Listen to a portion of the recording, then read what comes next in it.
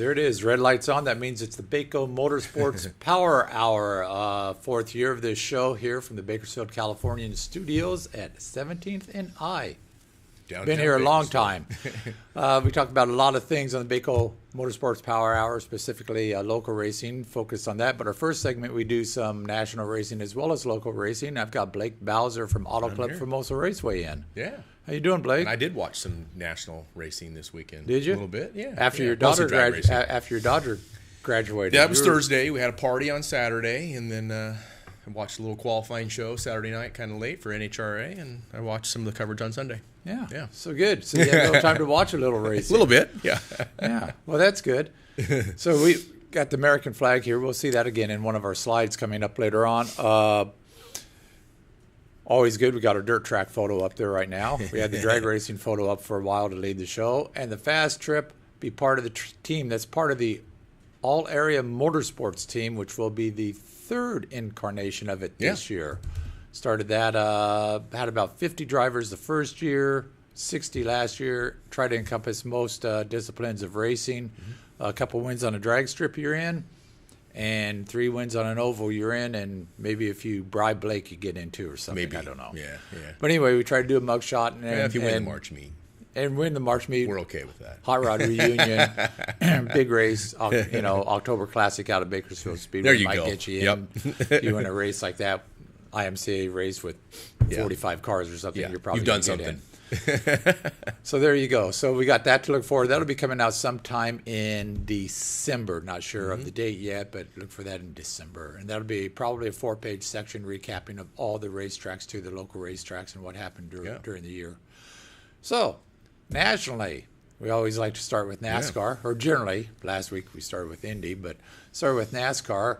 And I guess NASCAR was in Dover, and they had a kind of a special guest was taking in the races at Dover, probably yelling at them, screaming the at chef them. guy. I don't know his name, but I recognize him. Gordon Ramsay is probably telling them they were doing it wrong. Yeah. I'm sure there's some guys that you tell that to. They'll show you which way's the gate going out. So this is part of the crowd at Dover. Dover appeared to have a very, very good crowd. This is for the national anthem and a pretty good sight there with the flag flying and packed grandstands there at Dover for the race. And it started off, and you can see good crowd on Sunday. It looks like really nice weather. Little few clouds in the background. That's Kyle Busch kind of blotted out there at the bottom of the image. You can see the top of his car. He was leading the way at the start of the race, but he wasn't leading at the end of the race because this guy found his way to victory lane, and he's doing well this year. He's I've heard of that guy, Jimmy. Jimmy, 6 time, 7 time, 9, 10 time. How many championships is he going to win? We're going to see, because he's obviously running very well right now. Another win this season, and so the 48 cars got her dialed in right now. Kevin Harvick finished 9th at Dover. Not a great finish for him, but he's steady Eddie this year, and we see that because he dropped out of the points for a while. If you look at these points now, he's back in third. He's just point racing him to death right now. He's only got 3 of the ever, I guess the needed bonus points that are going to carry over to the chase. Martin Truex Jr. on top, 18 bonus points and 545 in the regular race. Kyle Larson with 536. Kevin Harvick there with 429. Kyle Busch and Jamie McMurray. You can see both Harvick and Busch, McMurray all looking for their first wins of this season, and we'll see how that plays off because there's another good 10, 12 races before the chase cut off. So, good times there. Ryan Reed had a good run in Dover. Ryan Reed of Bakersfield finished 5th. That was, I think that was 3rd among the regulars. The regulars, the Xfinity regulars, because it was Cup regulars took the first two spots with Kyle Larson got the win in that, cherry picking in there, and there you go. But Elliott Sadler leads that series, 375 points. Justin Allgaier, who has a win, 363 points. William Byron, 318. Darrell Wallace Jr., 291. Daniel Hemrick, 283. And 6th is Ryan Reed. Interesting thing on Darrell Wallace, we got to take a minute and talk about that. He's no longer going to be racing for Roush Racing, I guess. The car, he has been named as a sub-driver for Eric Amarello in the number 43 Richard Petty Motorsports Ford. And he's going to become the first black driver on the Cup Series since, I believe, Bill Lester in 2006. Wow. And so Darrell, he's doing very well in the Xfinity Series, but he's not going to be there. And apparently Roush is going to shut the team down unless there's some funding. So I guess he's not coming back, because stories have said that when Eric Amarella comes back in the car, Darrell Wallace's future is a bit uncertain. Yeah. But you've got the chance to go Cup racing, you got to take it. He's been very, very good at the Xfinity level. Yeah. So we'll see what he can do in the Cups. And so his first race is going to be Pocono, which is be this weekend coming up. So see what's going on there. So you got that. And then I think we're going to go into IndyCars. We've got a picture here of Graham Rahal, who ties into drag racing, which we'll talk about a little bit later. So they had 2 races in one weekend. Yeah, they do that. They double up at some tracks, and this was at Belle Isle outside of Detroit. Right. They run the island there on the circuit, and Graham Rahal, I saw bits of Saturday's races coming in and out, and then saw that he won, and then he comes back and wins Sunday, so there he is holding a pair of trophies. That's so awesome. A good deal for Rahal, who really struggled for his first several years in IndyCar and finally got on the winning track last year and is shown it was no fluke. He's got a pair of wins right there, back-to-back wins, so good deal for Graham Rahal. And if he decides he wants to go drag racing, he's got a pretty good connection there. Does he? Yeah, he's got a pretty good connection, and we always like to talk about drag racing a bit when Blake's in. And let's go ahead and show this video if we can, Chris, or Spencer. Whoever's running it. It's Chris. Hey, Chris. Chris is waving. There's, whoa, kaboom at the finish line. Courtney Force. I was going to say, that's kind of shades of what all the Mopars were doing last year. Exploded at the finish line. Jack Beckman goes 387 at 330 miles an hour. But right now, the only concern, the driver of the Advanced Auto Parts Chevrolet. Check her out on the big screen, ladies and gentlemen. She's out of the car. That's a big one. How about that? That's a big one. We've seen a lot of those funny car things, and they've got them designed fairly well now. When you get that catastrophic failure, right, that the bodies are folding up and coming apart the way they want them to now, well, clearing away from the driver. Yeah, and that's what I was saying. That's a little bit shades of like last year with what the Dodgers were doing. They actually it was more. It wasn't separating the way they wanted it to. Right. It was kind of trapping the driver. So they've changed where the injector. They've changed the level of stuff. Yeah. And so when they explode now, it kind of shears the body array away. But you look at that and you see all that fire, and they climb out. Just a testimony to the safety. Oh, it's in amazing. NHRA that you just walk away from something. Well, you like really this. see it in any motorsport. The worse it looks, the better it is. It sounds so funny to say that.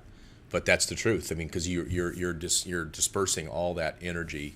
I mean, we saw some pretty interesting crash at Indy, this year. Right. It just looked awful, and everything. Your guys okay because everything is dispersed. And certainly on the oval tracks, the softer walls. Sure, that helps. That helps, and the way the cars are built, everything's energy absorbing or dispersing the energy made to come apart.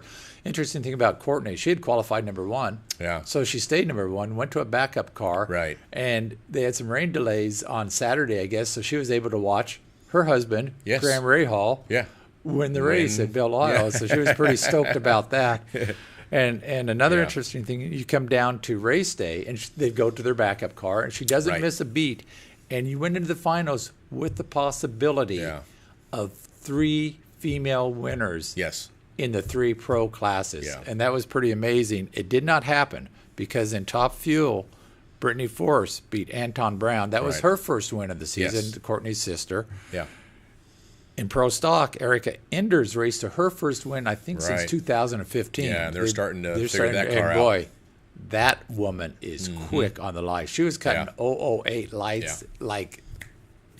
Yeah. Just no problem. How are you going to beat that? Since they switched to the new style, the Pro Stock car, that team was lost. They were lost, and she was lost on the lights. But now she's back. You can't beat her off the line. No. I mean, it's just phenomenal. Nope. And then the reason there wasn't a sweep is that Matt Hagan beat Courtney Force in the funny car final. Yeah. But the Force team has to be pretty happy with a runner-up. They're getting there, and then they Schumacher car beat a Forest car there, but the Forest car got the Yeah. Schumacher car in top fuel. And we all know that's a big little infighting there. Yeah. Yeah. But I thought that was really interesting going to the final round where the possibility of all three, and I don't believe that's ever happened, to have I don't think so. That's to three, Yeah. all three females. Yeah. Boy, we throw in pro stock bike, that'd be cool. And there's females Oh, there there's that can females win too. there that could win. So yeah, Yeah. there could be a possibility of some race Four. of actually having four. Four females win Because all they're the all pro top. categories. Yeah, there's Yeah. top competitors in every Yeah. pro division. Yeah. That would be some. May not see a female in top fuel Harley for a while. I doubt it. Holy Well, smokes! there's You got a none muscle. competing right There's now. none but competing, and Yeah. that's all muscle Yeah. and body. Did you see that? Yeah. Some of that racing? I did. I should have tried to Yeah. find a video. The one guy who won was dangling his right foot and using his right Yeah. foot as you Kind know, of it was as going back and forth. A and rudder, if you will. a rudder. It was, Yeah. and Yeah. carrying the wheels to 660 Yeah. feet. Now, I'll continue to watch them. I'm not going to be on one of those. Man, ever. those are beasts. Yeah. Just Yeah. beasts. When you got to have a parachute to slow down a motorcycle, no. When you got to carry, when to be fast, you got to carry the front wheel 600 plus feet. Yeah. And Yeah. then at 230 miles an hour, you've got to pull a parachute. And then you're wearing a flak jacket in case parts come up and And penetrate they had you, one of those so- too. They showed one of those blowing up off Yeah. the line, and Yeah. and they mentioned that's why they wear Yes. flak jackets. Yes. Nah, I'm good. It's I'll a watch different- from the stands. They're fun to watch, but it is a Yeah. different breed on that. So Yeah. So I missed that. Courtney used the Eddie Hill rule because they didn't run in qualifying at all after her explosion. I guess, I think they did. That was Did they? That was third round, so they probably came back from fourth. Okay, so the Eddie Hill rule is if you destroy your car in qualifying, you can't rebuild it. You can use your backup in eliminations. That happened years ago in Sonoma. Yeah, he so crashed I his car. assume they and went to couldn't race backup on because that Sunday. car didn't look like Yeah. mid. But they probably but made a qualifying they made a attempt with qualifying that attempt. car. Yeah. So, So- but probably still because she got to keep her time. So Yeah. they used to you would forfeit those runs and you have to technically Unless car. they use just put another body on it. They may have, the who chassis, knows? but Chassis yeah. So was that's okay, the old but Eddie that looked pretty Hill good. rule. There, you can if you lose your car during qualifying, you can use a backup car eliminations. So yeah, That's always good around, especially when you only have 14 or 15 cars. you could use the these cars. days. Yeah, Better exactly. use what's there. Yeah. Okay, we're going to take a break now, and we're going to be back with the next segment, the Auto Club Famoso segment with Blake Bowser in just a minute.